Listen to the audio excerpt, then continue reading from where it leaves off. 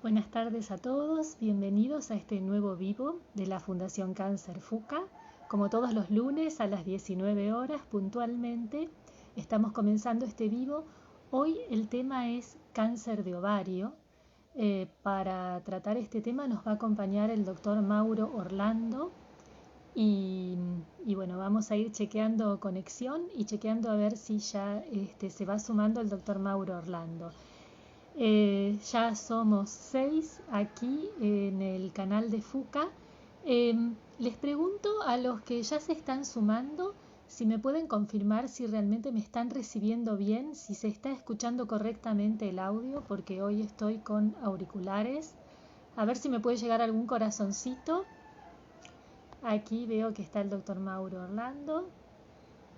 Luli me manda aplausos, así que bueno, cuento que me están escuchando. Vamos a conversar con él sobre este tema que nos convoca hoy. Mauro nos dice que se escucha y ya estamos con él. ¿Qué tal, ¿Qué doctor? tal? ¿Cómo le va? ¿Qué tal? Buenas noches, buenas tardes, ¿cómo Buenas andamos?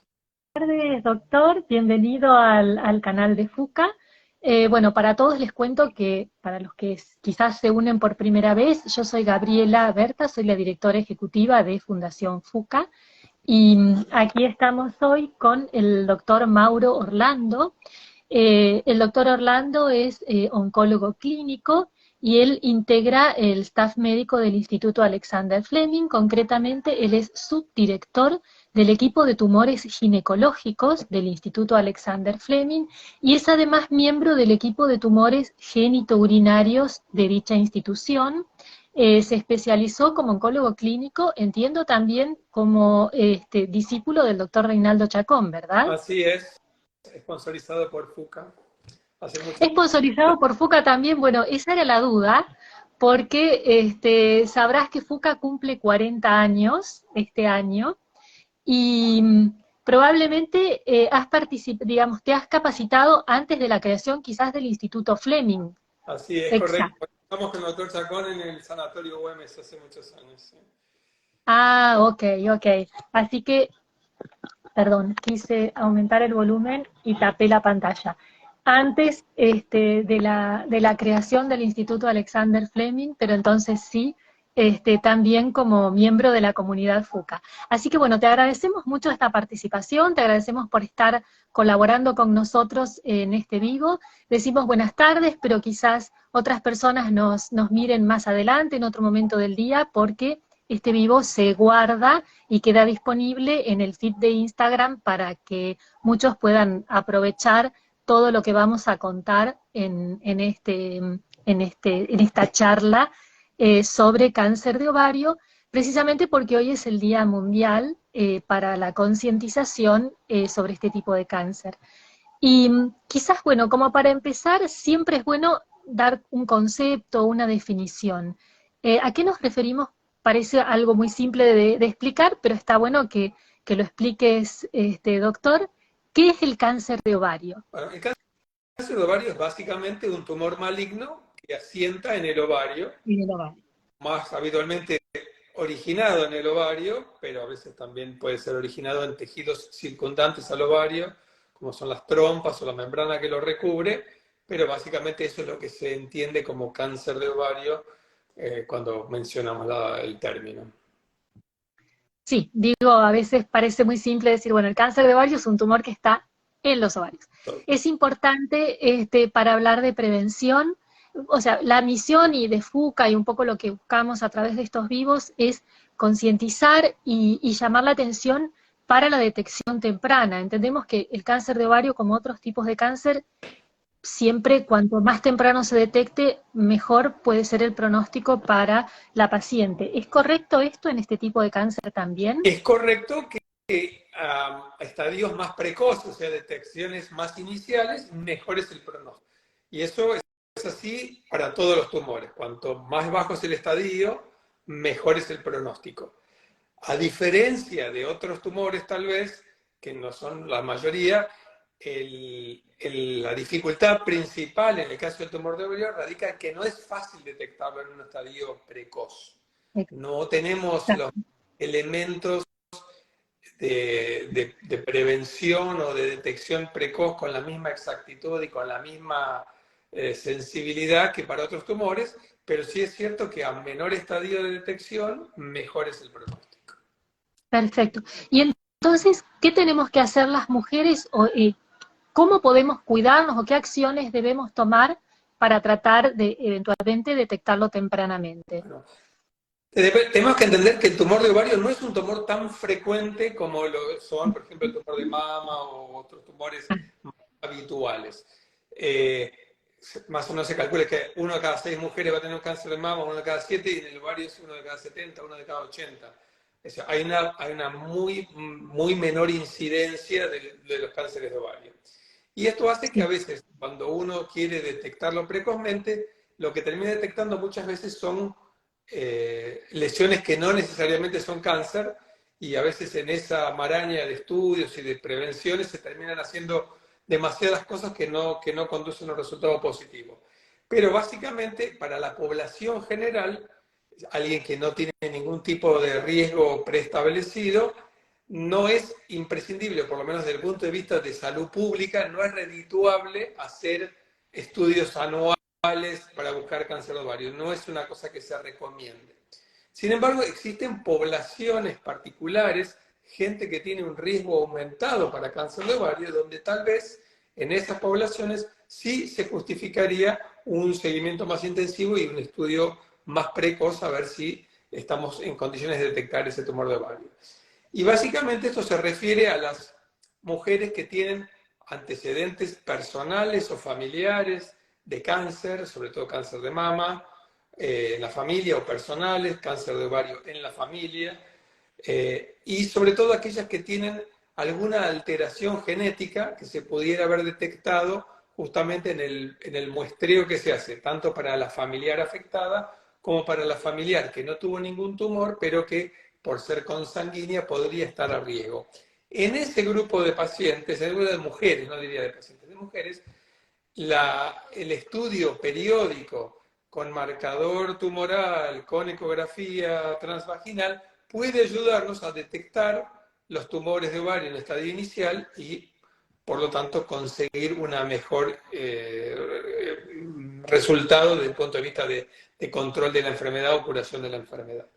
Entonces, para ese claro. grupo muy seleccionado, las conductas de detección precoz tienen una indicación. Para el resto, no la tienen desde el punto de vista de la salud pública. Obviamente, cada uno es libre de hacerse los estudios, pero no está dicho que hacerse estudios preventivos a mujeres sin riesgo vaya a conllevar, en definitiva, una detección más favorable o un pronóstico más favorable en el final. De todas maneras, digamos, rige la regla general para todas las mujeres de hacer un control ginecológico anual, Correcto. digamos, a partir de la edad en que empiezan las relaciones sexuales, sobre todo un control anual siempre recomendamos. Eso, digamos, En este, son dos cosas separadas, pero sí, digamos, todas las mujeres deben tener un control ginecológico a partir del inicio de las relaciones sexuales o, si queremos, hasta un poquito antes. Pero en el control ginecológico lo que se hace habitualmente es obviamente el examen, el Papá Nicolau. Esos estudios de rutina sí han demostrado que previenen y que pueden generar una detección precoz del cáncer de cuello uterino.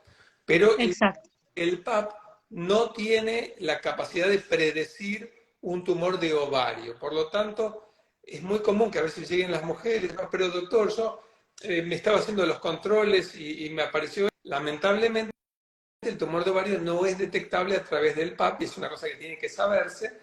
Hay que prestar atención quizás a otras cosas, pero el PAP no necesariamente es un estudio que nos vaya a prevenir o a detectar precozmente un tumor de ovario. Claro. Ahora, bueno, acá Paola nos está haciendo una pregunta porque creo que tiene relación con algún tema que mencionabas recién de las mutaciones genéticas, porque ella dice que tiene es paciente de cáncer de mama y su hija tiene 16 años. Entonces, creo que esto abarca como dos temas, o sea, un poco la relación que puede tener de estas mutaciones genéticas de pacientes de cáncer de mama y la edad a partir de la cual debe controlarse su hija. Correcto. ¿No? A ver, en cuanto al cáncer de ovario, la incidencia de pacientes que desarrollan el cáncer de ovario a partir de una mutación genética es baja.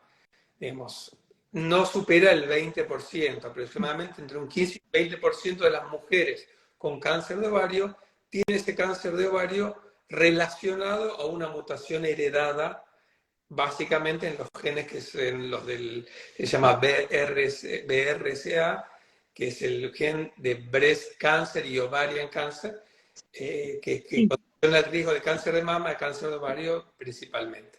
Entonces, solamente sí, cerca de un 15 o un 20% de las mujeres tienen esa mutación. Ahora, ¿qué pasa exacto. cuando alguien en la familia tiene esa mutación?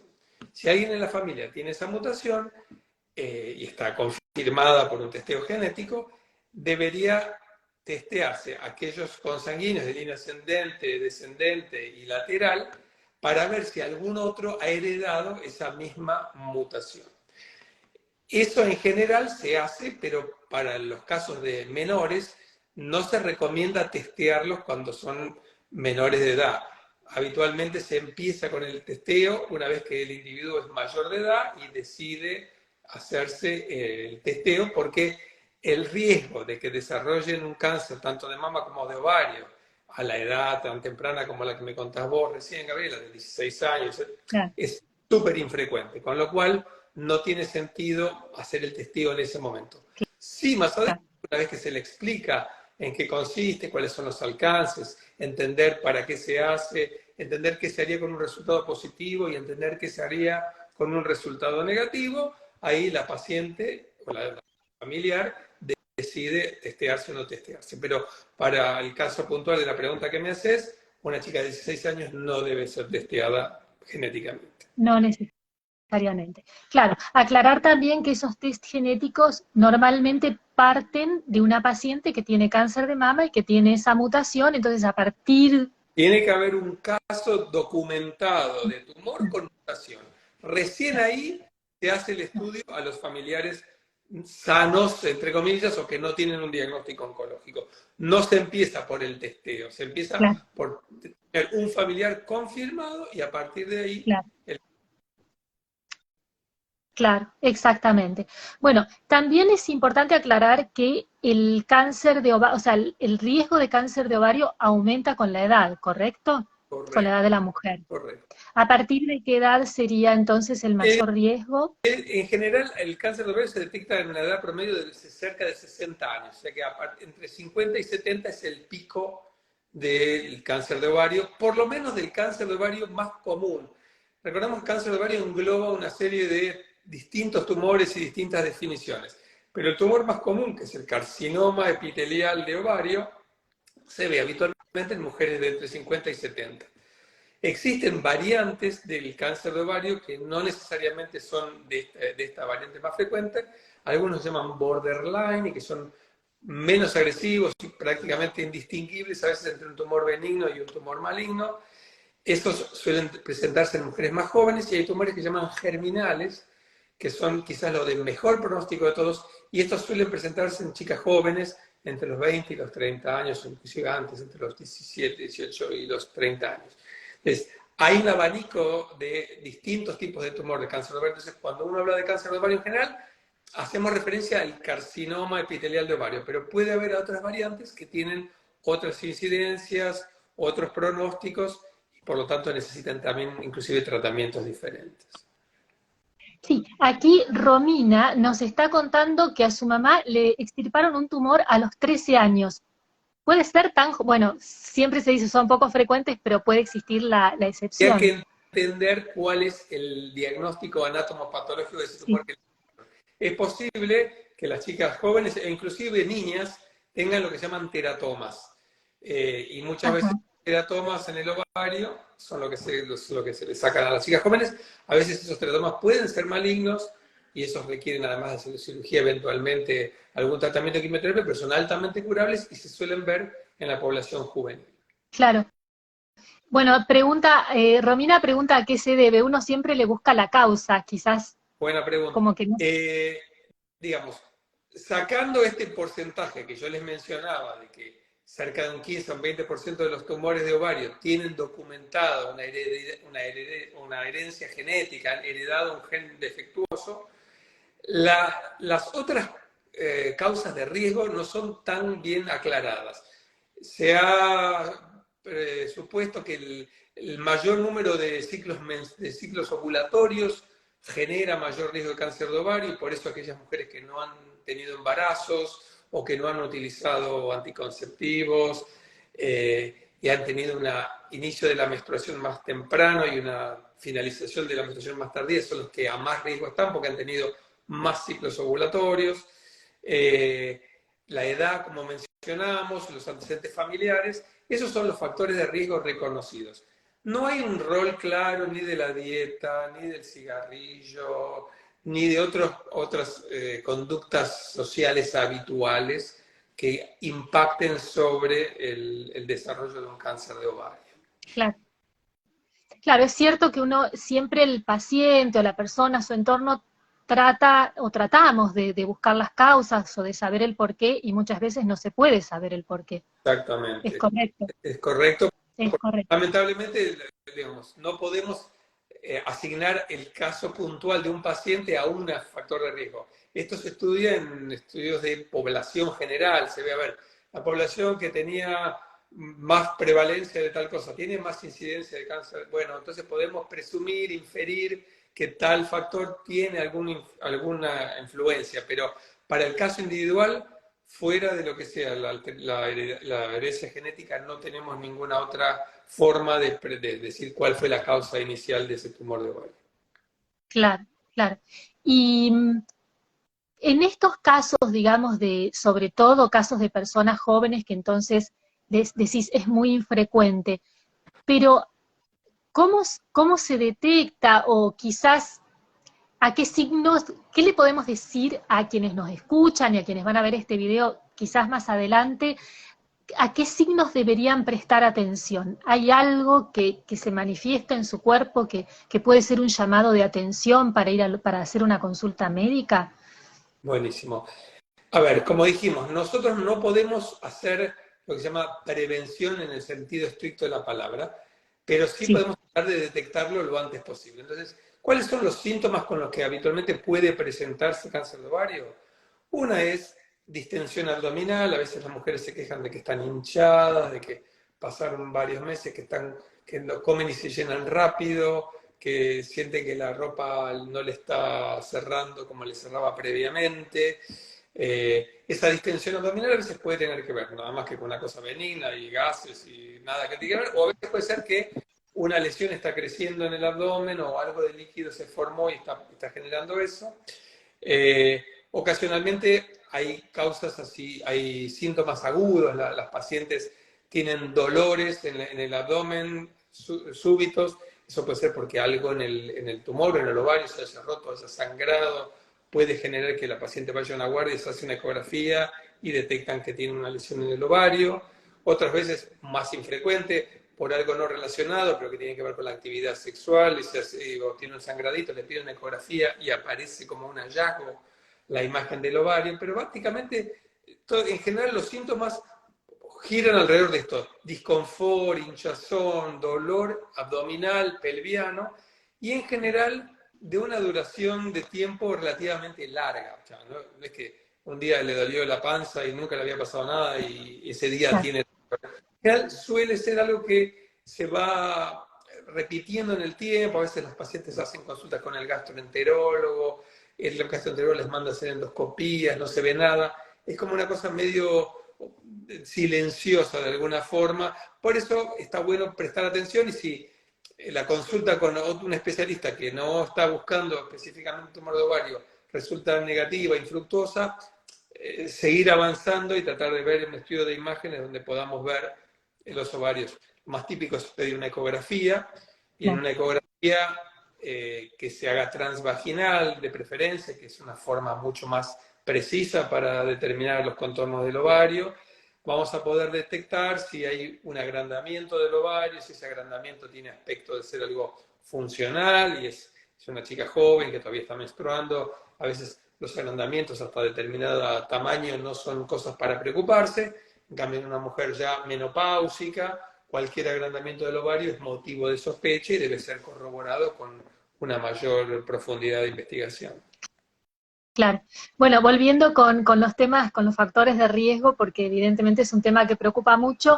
Para las mujeres jóvenes nos preguntaban si la menarca precoz, esta que ocurre a los 9, a veces en niñas de 9 años, si esto puede representar un factor de riesgo. La menarca precoz, como dijimos, y la menopausia tardía son factores de riesgo porque hablan de que hay muchos ciclos ovulatorios. En esos ciclos ovulatorios, la membrana que Sí. cubre el ovario se rompe y ese fenómeno de inflamación repetida es lo que se supone que es uno de los causantes del tumor.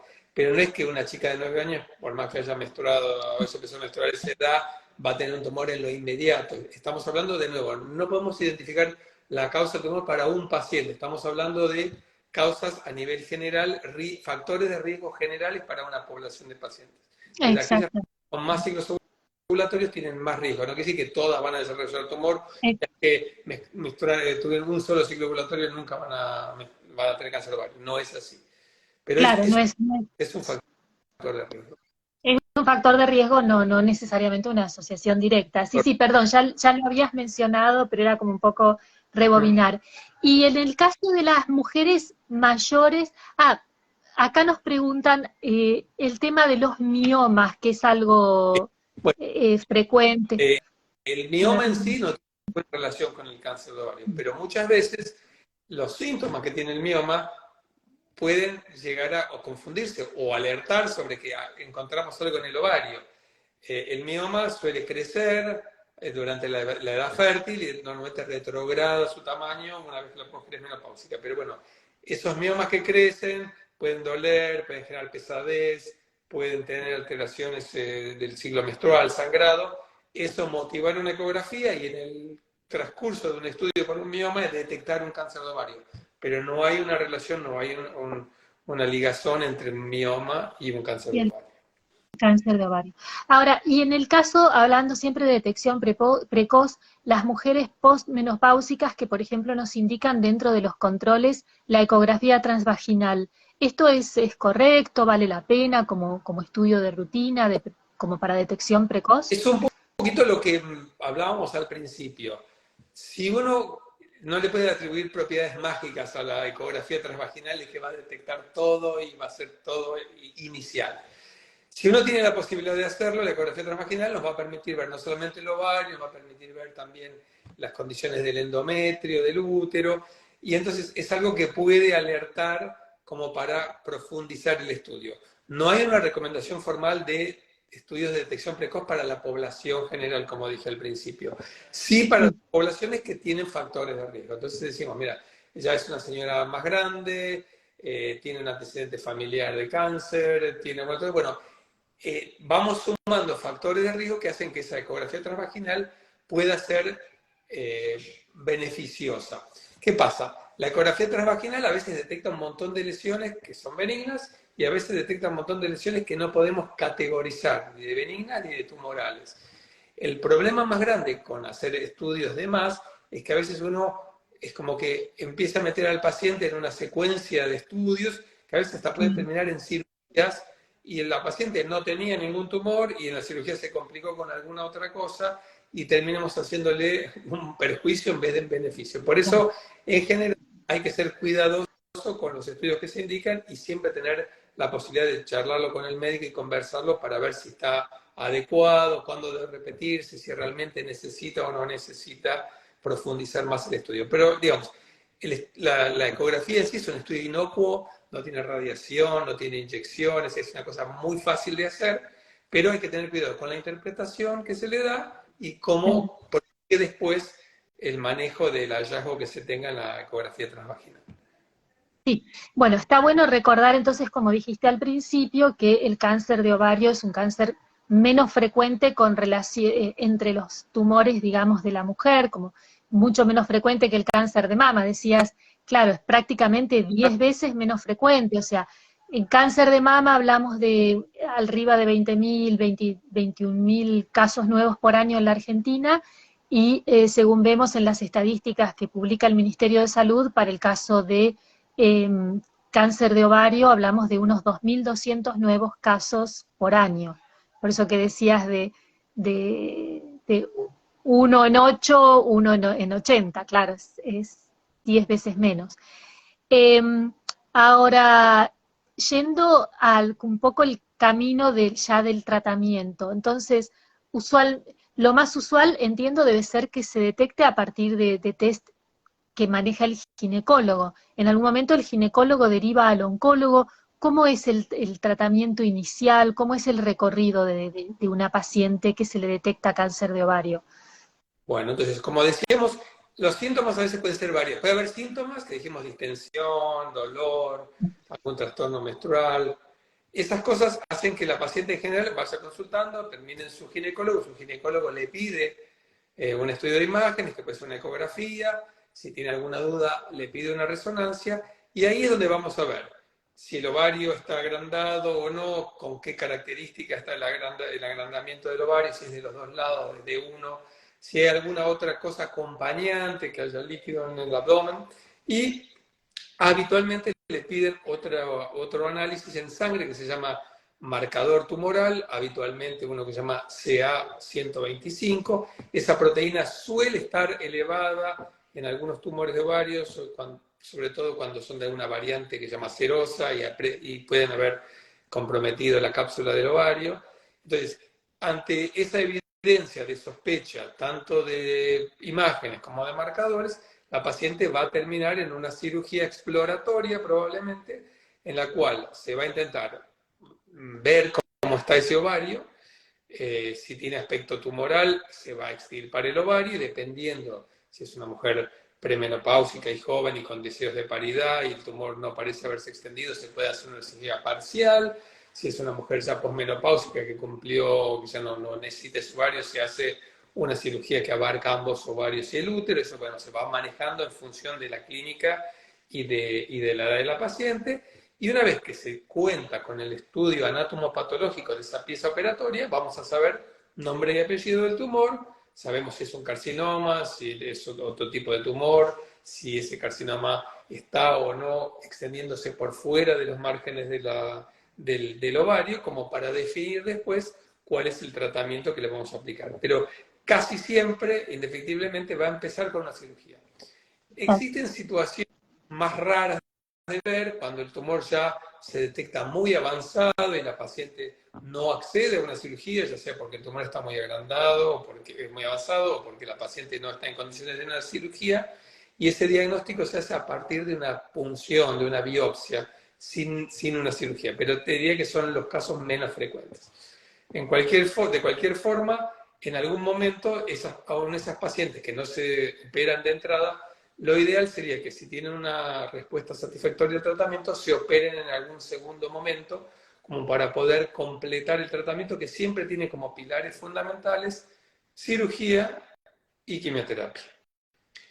Y al día de hoy, después de la quimioterapia, en general se deja a las pacientes con lo que se llama un tratamiento de mantenimiento, que está hecho a partir de medicación oral que está dirigida a algunas características puntuales del tumor que hacen que sea más sensible a estos medicamentos, que disminuyen de esa forma la posibilidad de que reaparezca después de un tratamiento exitoso. Perfecto, perfecto, sí, perdón, y toqué algo acá y me veo como en primerísimo plano y no logro acomodarlo. Pero buscando preguntas, porque yo voy pasando aquí de todas las personas que se Una están sumando.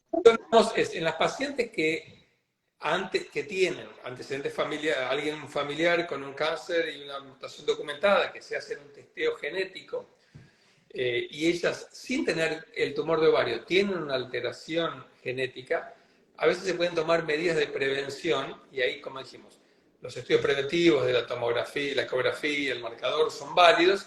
En algunos casos, si la paciente ya es menopáusica, habría que proceder a una cirugía profiláctica ovárica, que disminuye notablemente, más del 90 y pico por ciento, el riesgo de desarrollar un cáncer de ovario. En las mujeres premenopáusicas, bueno, también la disminución del riesgo está, pero obviamente que hay que discutir con la paciente condiciones puntuales de cada una. Pero digamos que para las pacientes que sin tumor diagnosticado, pero con la mutación, son portadoras de esta alteración genética, existen conductas preventivas que se pueden tomar justamente para que no desarrollen el tumor de ovario. Claro, o sea que existe el caso de la cirugía preventiva como que realmente es muy indicado para ciertas mutaciones. O Para, sea, como siempre lo recordamos, ¿eh? el caso Angelina Jolie. Por ejemplo. Existe. Exacto, exacto. Y también, bueno, de las preguntas que había encontrado acá, había una oyente, Vicky, que nos preguntaba por el estadio 4, el cáncer de ovario estadio. No sé si nos querés contar, explicar un poquito cómo son los estadios o estadios. Habíamos hablado de que obviamente a menor estadio, más alta la chance de curación.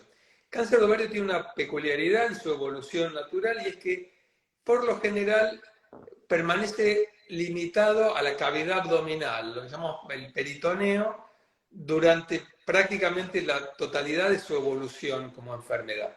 Y eso hace que en general sea raro de que veamos metástasis. El término de metástasis, como la conocemos comúnmente, de aparecen lesiones por fuera, por todos lados, trasladadas a través de la sangre. No quiere decir que no las pueda ver, pero no es lo más común.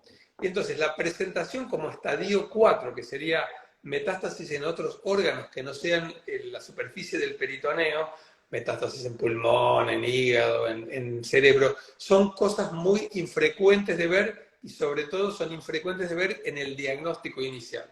A veces la paciente lamentablemente no responde a los tratamientos, a pesar de la cirugía, de la quimioterapia, empeora su condición y pueden aparecer esas metástasis. Pero como diagnóstico inicial en estadio 4, esto es metástasis en órganos alejados, es poco frecuente. Aún así, el tumor de ovario, como dije, tiene buen pronóstico en los estadios iniciales, casi 90% de curación, acerca de eso, pero también en pacientes que tienen enfermedad peritoneal y aún en estadios 4 de volumen limitado, una o dos lesiones, etc., si la cirugía es satisfactoria, pueden tener sobrevidas prolongadas y alcanzar una fracción de ellos una curación, aún en estadios 3 y en algunos casos de estadio 4. O sea que, a diferencia de muchos otros tumores, el cáncer de ovario nos va dando una chance de que quizás la enfermedad quede controlada durante mucho tiempo. Muy buena noticia. Y, y en cuanto, digamos, a tratamientos, siempre hablamos de que, bueno, es muy buena noticia y muy esperanzadora este comentario que nos estás haciendo. Siempre decimos que la medicina en los últimos años ha avanzado mucho, que antes, que lamentablemente todavía está un poco en la conciencia colectiva que el cáncer como una enfermedad terminal, como una enfermedad terrible, pero que desde FUCA tratamos de concientizar siempre de que, o cada vez más, que el cáncer es una enfermedad curable y que los pronósticos suelen ser muy positivos en función de los avances de la medicina. En el caso puntual de cáncer de ovario, ¿nos podés contar o mencionar alguna situación o algún punto en especial de decir, bueno, en los últimos años hemos avanzado en tal aspecto, cómo ha cambiado el pronóstico? Totalmente. Mira, habíamos dicho, los pilares fundamentales del tratamiento de cáncer de ovario son la cirugía, que tiene que tratar de ser en algún momento, no necesariamente en la primera, pero si no en la segunda intención, lo más completa posible. La quimioterapia, que también debe ser hecha prácticamente para casi todos los estadios, hay muy pocas situaciones en las que no se va a utilizar quimioterapia. Y eso fue nuestro estándar de tratamiento durante mucho tiempo. En los últimos 5, 6, 7 años, a partir de los conocimientos que se generaron por la investigación básica, pero también teniendo en cuenta esto que mencionábamos, de que hay ese grupo de pacientes que tienen defectos genéticos hereditarios, se vio que los tumores de ovario, aunque no tengan una mutación heredada, pueden tener algunos trastornos de su funcionalidad, sobre todo en lo que se refiere al superar la toxicidad de la quimioterapia, pero que puede ser defectuosa. Esos genes defectuosos que tiene el tumor, no necesariamente la paciente, pero sí el tumor, hoy en día se pueden explotar con un tratamiento dirigido a esa debilidad que tiene el tumor. Y se llaman inhibidores de PARP hoy en día, que es una enzima que facilita que los tumores, si las tienen sanas, puedan reparar rápidamente el daño que les hace la quimioterapia y siguen creciendo. Cuando tienen esa debilidad, uno aplica da la medicación, que son orales, todos ellos, y puede hacer que el tumor deje de crecer o deje de hacerse resistente. Entonces, hoy en día nuestros pilares de tratamiento pasan a ser la cirugía, la quimioterapia y estos inhibidores de PARP con tratamiento de mantenimiento. Estos inhibidores de PARP son muy, muy eficaces cuando los pacientes tienen mutaciones hereditarias, como la del cáncer, el gen del cáncer de mama y ovario, pero aún en pacientes que no tienen esa mutación también tienen eficacia. Nosotros hoy en día usamos algunos testeos para predecir cuán efectivo va a ser ese inhibidor, esa pastillita que le damos a las pacientes, pero aunque no tengan esas alteraciones, también se pueden beneficiar. Entonces hoy en día la estrategia es tratar de curarlo con la cirugía y con la quimioterapia, y aunque no podamos quizás curarlo, cronificarlo con esta otra medicación si es que hubiese quedado algo de enfermedad.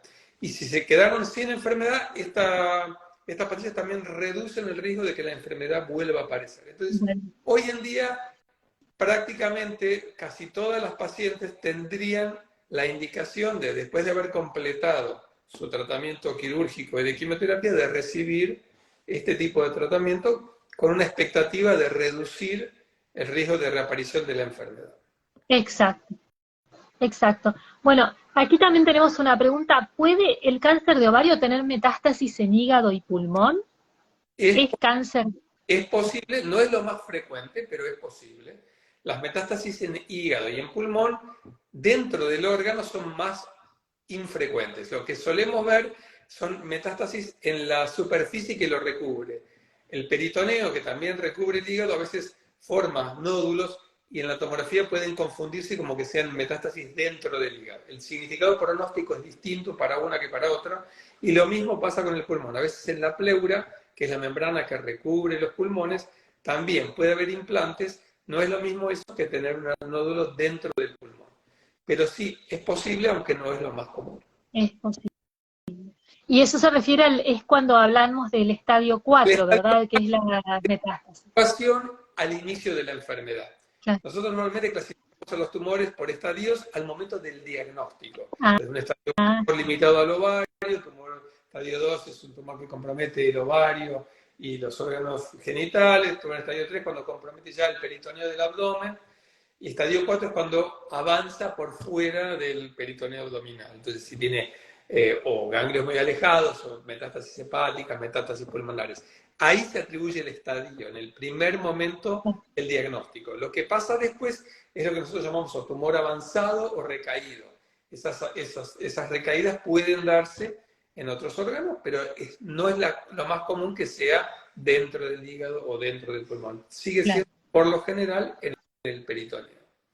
Exacto. Y acá nos preguntan también, porque hablamos de la relación con cáncer de mama, ¿puede existir alguna relación con cáncer de colon? Una persona que tiene cáncer de colon puede tener algo puede tener alguna... Hay más tipos tumorales que pueden estar incluidos en los genes de herencia familiar. Más típicamente también tumores de endometrio, de colon, pero el BRCA también codifica para otros tipos de tumores, y podrían haber más tipos tumorales que pudieran tener algún grado de relación con el cáncer de ovario. Pero acá lo más frecuente de ver es con mama o con endometrio. Claro. Sí, bueno, acá André nos pregunta, bueno, en el caso de antecedentes de cáncer de colon, de recibir inhibidores, pero entiendo que no se trata en este caso de tratamiento, sino de detección más temprana. Exacto, porque acá no estamos... Los tratamientos para el cáncer de colon y el cáncer de ovario, por más que haya alguna mutación genética, son totalmente distintos, no tienen nada. Claro. En ese caso lo que habría es quizás, como mencionabas al principio, estudios más frecuentes. Este grupo de pacientes con un riesgo aumentado sobre la población general que requiere un seguimiento más detallado, más frecuente. Más frecuente. Bueno, acá sigo pasando y espero no volver a hacer lío con la pantalla para ver si tenemos más preguntas. Y bueno, y ya se nos va acabando el tiempo, entonces te agradezco muchísimo, doctor Mauro Orlando, por este rato que nos dedicaste para aclarar tantas dudas sobre un tema como es el cáncer de ovario. Acá, bueno, André nos dice gracias por despejar la duda. Y bueno, quería consultarte si querés hacer algún comentario como para cerrar esta charla. Buenísimo. Bueno, básicamente el mensaje que hay acá es, el cáncer de ovario es un tumor altamente tratable y posiblemente curable. Las mejores chances están cuando las pacientes son tratadas adecuadamente con cirujanos expertos que son capaces de extirpar todas las lesiones, cuando la quimioterapia se hace en tiempo y forma. Hay distintos tipos de quimioterapia, podemos tratar de ajustarlas a veces a la situación o a la necesidad de la paciente. Y posteriormente, esto que les estaba comentando hace un ratito, de que hoy en día conocemos tanto de la biología del cáncer de ovario que podemos ayudar a que la enfermedad no reaparezca o inclusive desaparezca definitivamente si tiene determinadas características. Entonces, es muy importante que la paciente consulte apenas tiene hecho el diagnóstico, no esperen a ver si le va bien o le va mal, porque es muy difícil remontar una recaída en cáncer de ovario. Es mucho más fácil hacer las cosas bien desde el principio. Entonces la recomendación es, hay un diagnóstico de cáncer de ovario, hagan la consulta, hagan las interconsultas que necesiten hacer, asegúrense que están en el camino correcto, porque existen muchas cosas que pueden ser beneficiosas, cosas que se están desarrollando. De hecho, inclusive a futuro tenemos mejores cosas, o suponemos que vamos a tener, porque también tenemos estudios de investigación donde, así como descubrimos que estos inhibidores de PAR pueden servir, hoy en día estamos avanzando sobre otros subgrupos de pacientes que pueden tener alguna otra alteración, cómo mejorar la situación cuando los pacientes no responden a los inhibidores de PAR. Vamos generando nuevas hipótesis de trabajo y posiblemente nuevos fármacos que ayuden. Entonces, siempre hagan más de una consulta, no se queden con el primer diagnóstico que reciben, revisemos la patología, háganse los testeos genéticos cuando les da positivo para cáncer de ovario, porque todas esas cosas van a ayudar a que el resultado final sea más favorable que si dejamos que evolucione sin profundizar tanto en la elaboración del diagnóstico como de los tratamientos que van a recibir. Claro. Bueno, tema importante. Bueno, menciono una paciente tuya, Carolina, te manda muchos saludos, te quiere mucho, no sé si viste, No, si estás recibiendo. no, Carolina, vamos a decir así, Carolina Sapi, no quiero decir el nombre completo, seguro que sabes quién es. Este, así que te manda cariños. Y quería preguntar algo más. ¿Hay protocolos actualmente en el Instituto Alexander Fleming relacionados con cáncer de ovario? tenemos 2 o 3 estudios que están a punto de habilitarse. En este momento no estamos con ninguno activo, pero tenemos 2 o 3 a punto de habilitarse. Bueno, cuando decimos protocolos para que nos entiendan las personas que no están familiarizadas con este vocabulario. Clínica. Esto es la forma en la que la ciencia avanza para que haya nuevos tratamientos.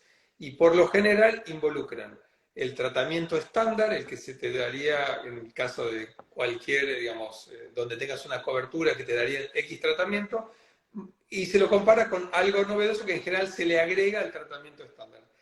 Casi nunca van a salir perdiendo, entre comillas, porque de mínima van a recibir el estándar de tratamiento y probablemente reciban algo más que tiene una base racional para potencialmente ser mejor. No está garantizado, pero es lo que se intenta estudiar. Y así es como avanza la ciencia. Entonces, en general, esos estudios de investigación clínica nos permiten ofrecer tratamiento de mínima, el básico, que sería el estándar para cualquiera, y eventualmente algo nuevo que potencialmente tenga algún beneficio. No lo podemos asegurar, pero es como normalmente se plantea el avance de la ciencia a través de la investigación. Seguro. Bueno, entonces, un dato muy importante, en breve va a haber protocolos o proyectos de investigación clínica en el Instituto Alexander Fleming en tu equipo relacionados con cáncer de ovario. La participación es voluntaria, es gratuita.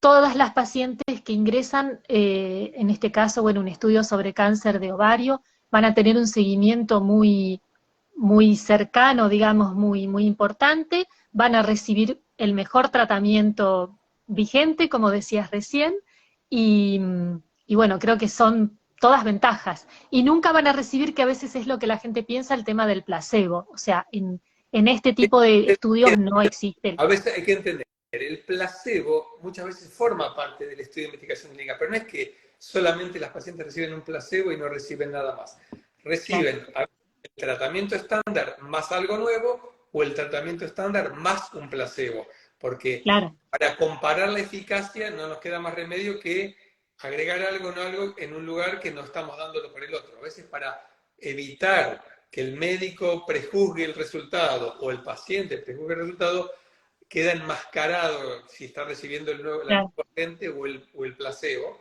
pero no es que el paciente solo recibe placebo, recibe claro, tratamiento más placebo, más, tratamiento más la nueva droga. Por eso, claro, de claro, mínima, el paciente está recibiendo el estándar de claro. tratamiento, de mínima. Y, Exacto, y exacto. probablemente le agregue algo más a lo que está recibiendo. Algo Superador, superador. o con el intento de ser superador, exactamente. Así que bueno, bueno, aquí Mati dice gracias por compartir su experiencia y su saber. Así que bueno, excelentes palabras para cerrar esta charla, este vivo. Muchísimas gracias, doctor Mauro Orlando. Gracias por colaborar con nosotros, por estar este rato y contarnos todos estos temas tan interesantes. Bueno, Así que bueno, este vivo va a quedar grabado, va a quedar guardado en el feed de FUCA. Bueno, nuevamente gracias y cerramos. Bárbaro, Y muchísimas gracias también. gracias por prestar atención y a Clemen para cuando nos necesiten. Bueno, bueno, muchas gracias. Buenas noches. Adiós.